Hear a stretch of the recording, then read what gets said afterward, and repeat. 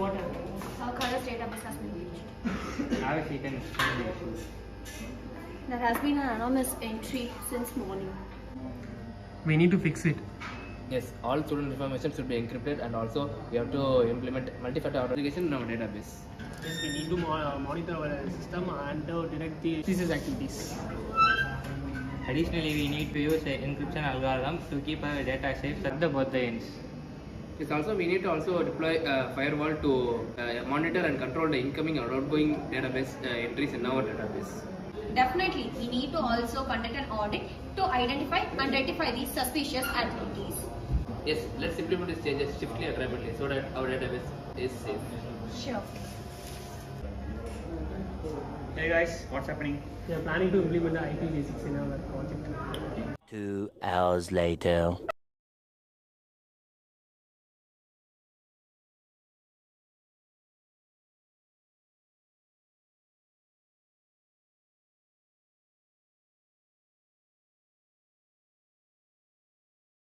Later that same evening.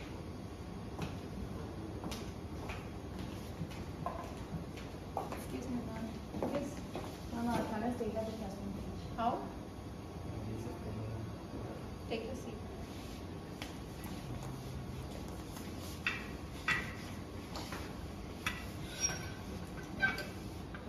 Does anyone know our databases have been breached?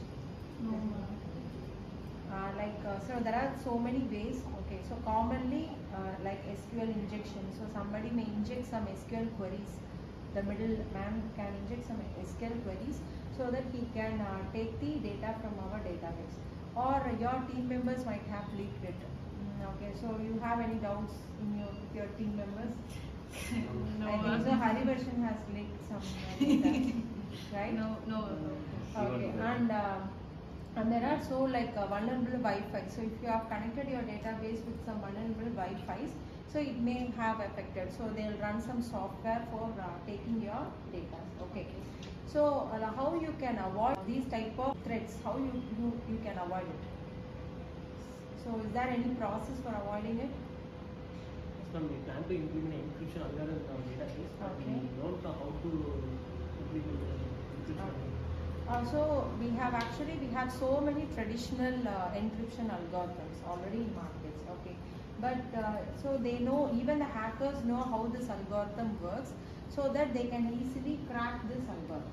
Okay, so now we have to the basic encryption processes, we have to convert our data into another form and we'll send to the destination.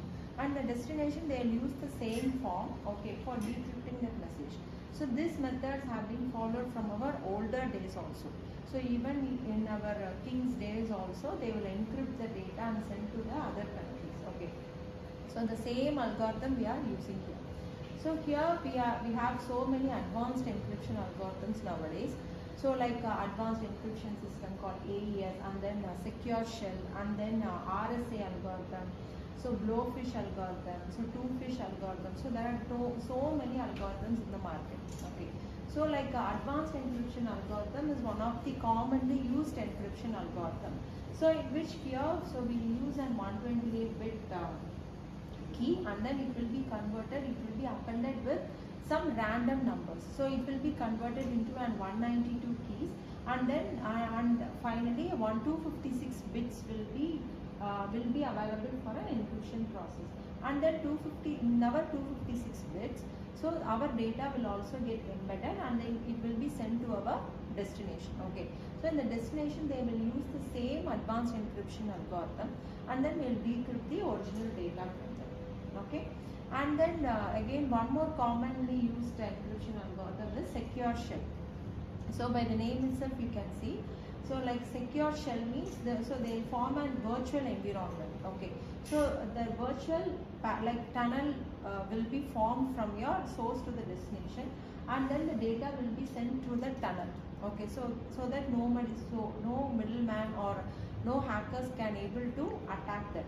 So they will be sending the data only through the virtual environment, but the original database will not be available for the hackers. Okay. And then the next method is our RSA algorithm. Okay, so this is also very commonly used algorithm. So in that RSA algorithm, we'll use keys. Okay.